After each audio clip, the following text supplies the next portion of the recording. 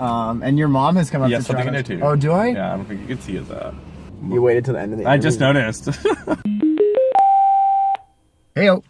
This interview is with Vasilios Filippakis, a Toronto-based actor, creator, and producer. We talk about moving cities, following your dreams, coming out, acting. He also talks about his new show, FAK YAASS, which at the time of this talk and recording, the future of it was not really certain, but I can since say that I had the privilege of being on set. I got to help out a bit. The first 2 episodes are being filmed, and you can stay tuned for FAK YAASS in spring of 2019. In the meantime, enjoy the talk. During Frost Week, there was this huge chant about portaging. I was like, What is it? it's when you carry a canoe on your back and you go on like a trip.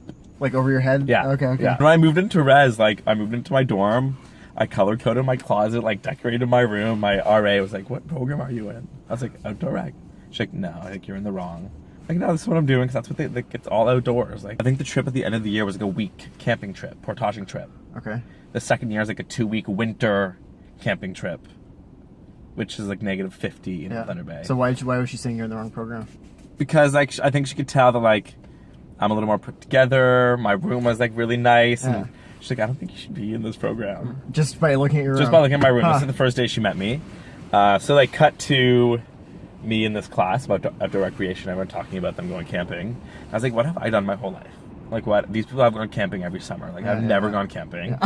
Ever. I've done plays. Like all I've done is musical theater. Like I've only done theater ever.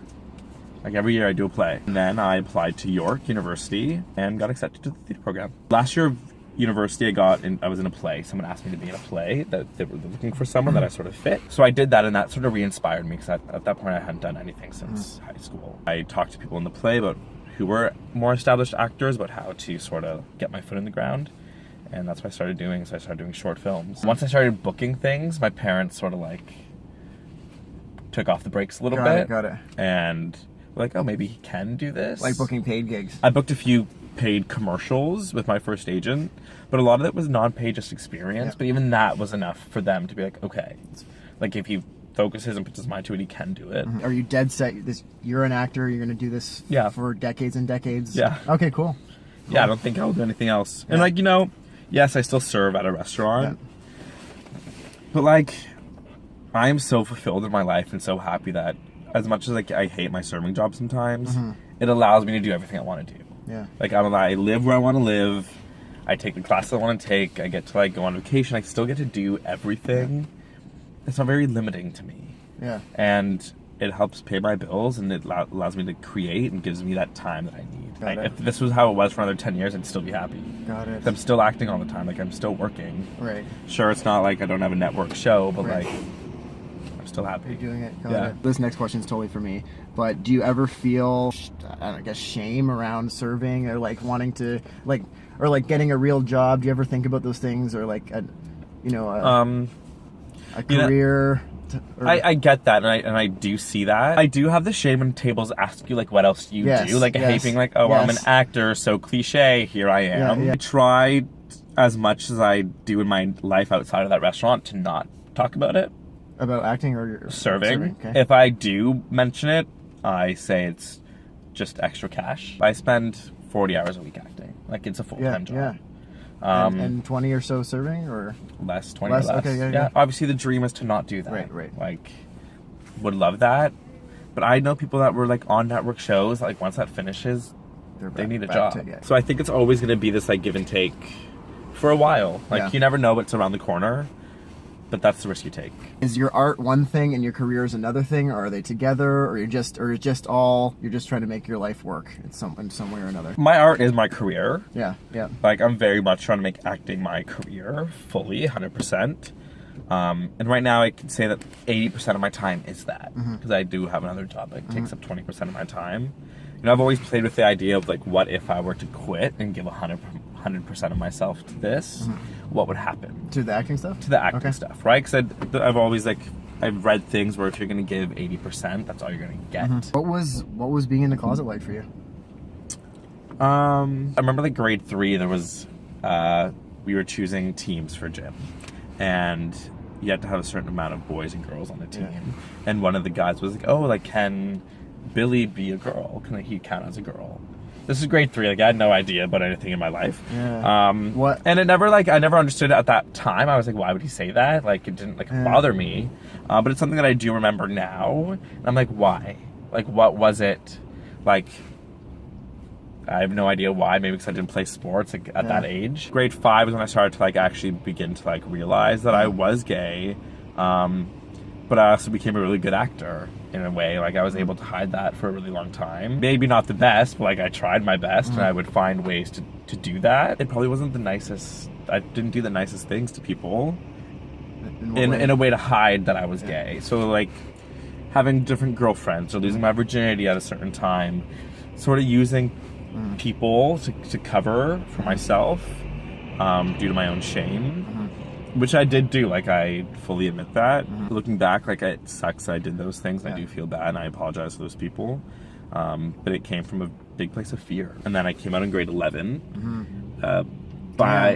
I was forced to come out. Okay. My parents thought I was a drug dealer.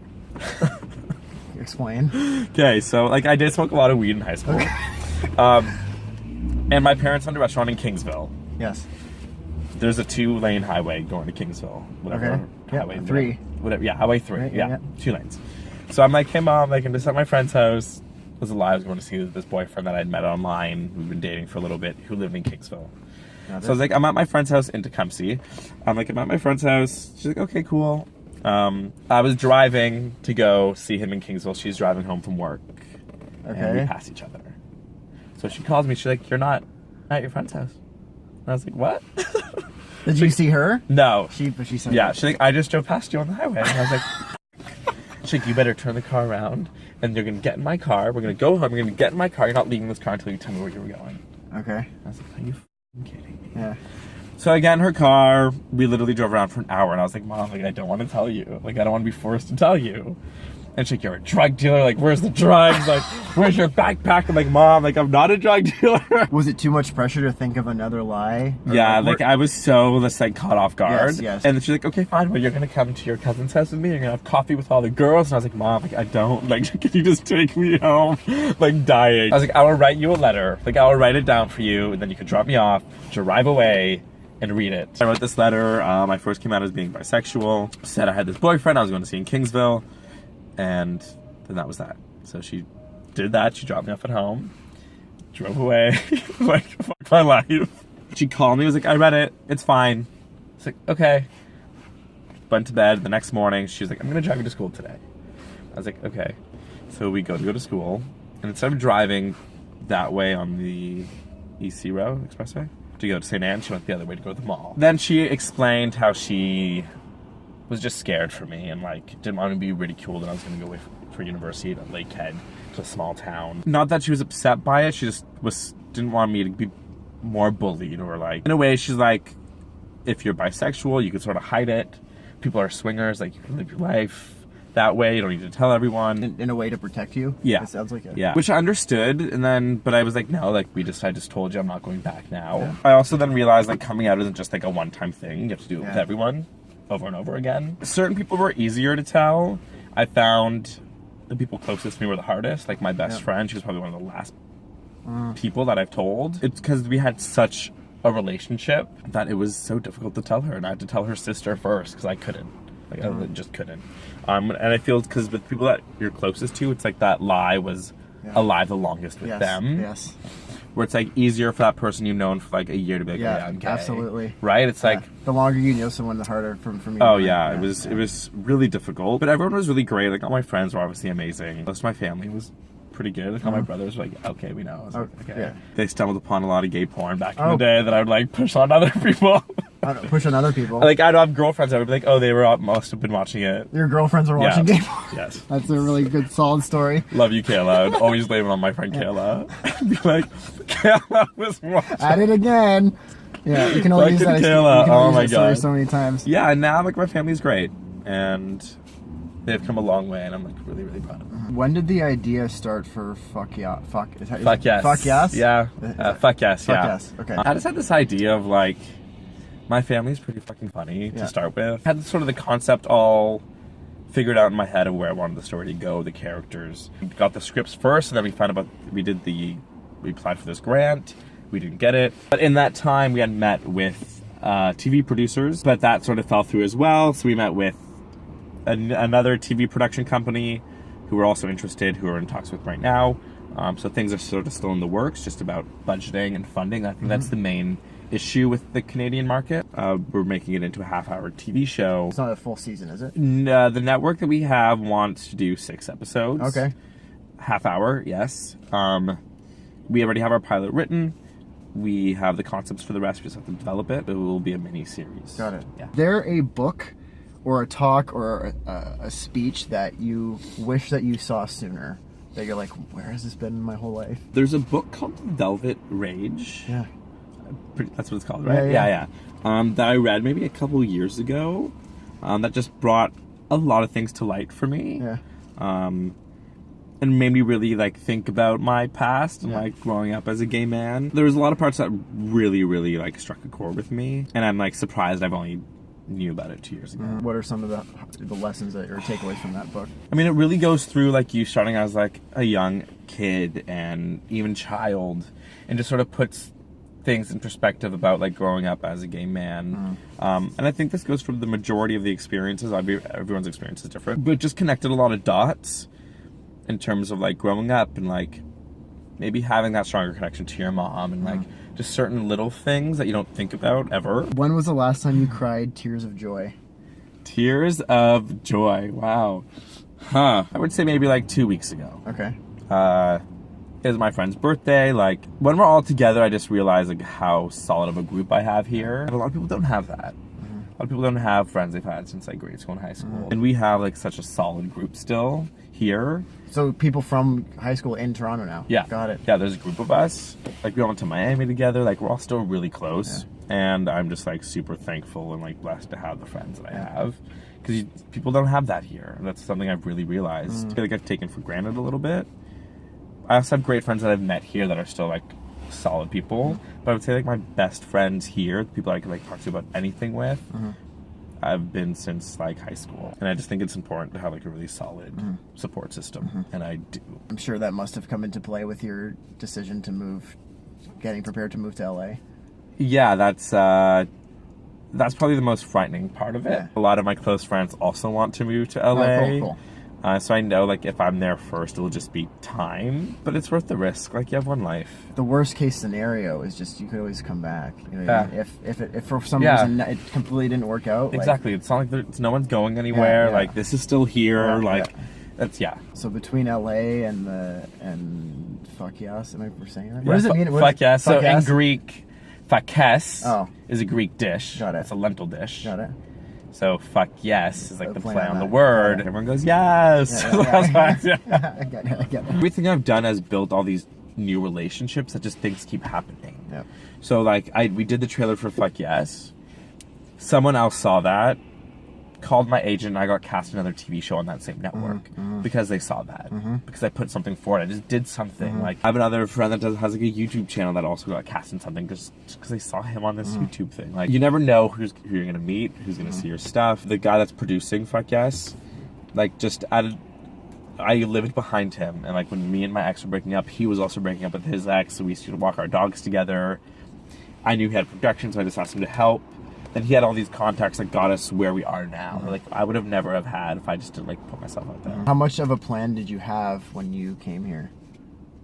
I was like finished university, Just like nothing. Got it. I think now is probably the most planned I've been. Yes. Yeah. Because I'm working towards another place to go. Yeah. And I have other things that I want to happen, and now I have a plan. I've become very goal oriented. Got it. Which I think you sort of need to do. Yeah.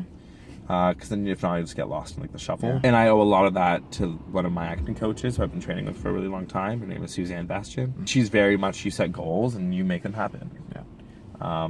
And that's what I do. And that's sort of, I feel like why I've gotten as far as I've gotten. And I find it's easy in a city that has a nightlife and has all these other distractions that you can get very lost in it. Yeah. And I was lost in that for a while when I first moved here. But I'm happy that I've created this network now that I have through acting that has put me in like the right path Cool. and mindset. Cool. Cool. Because it was easy to not do anything. It's easy to like sit around and go out and just look at cute boys and just like do nothing. Yeah, yeah.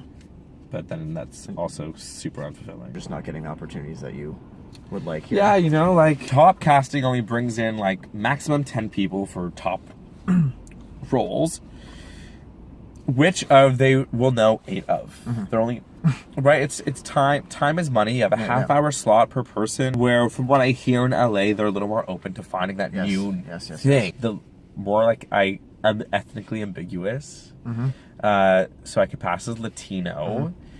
The biggest Latino populations in the States. Which means they're more represented on TV, where they're not here. I think in Toronto, you have to be with one of like the top agents that have the most clout with casting to get seen.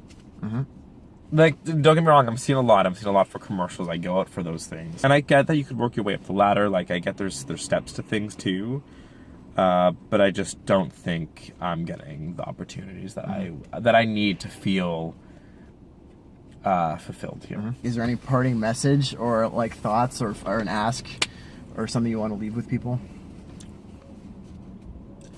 You know, with acting and being gay, when I first started training, there was this whole like talk about like hiding that you're gay in your acting, which was really hard for me to do. For like a straight person playing a straight person, it's easy. Yeah.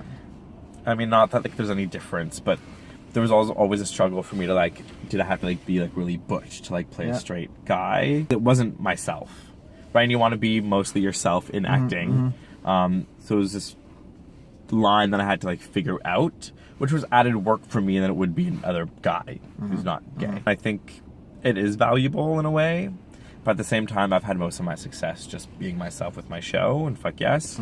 That like, it's just really humbling to know that like the story you have, it will be the most interesting to people, and to just like be yourself, because that's what people will respond to. Cool. Yeah.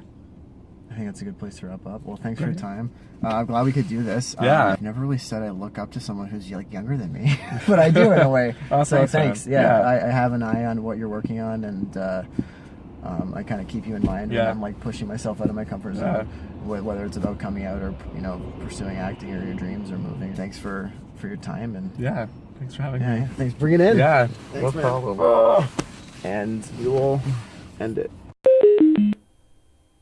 And thank you for watching. If you liked the episode, please give it a share. I'm curious if something stood out to you. Leave it a little timestamp or comment below, and have a look at another video, and we'll see you next time. The makeout in the beautiful video of Christina Aguilera. Okay. I think like a gay couple makes out. It was negative. The response from my family was negative, which is what I'm remembering. It was like, ew, gross. And at that time, I was like, my life. I'm like, I'm into that.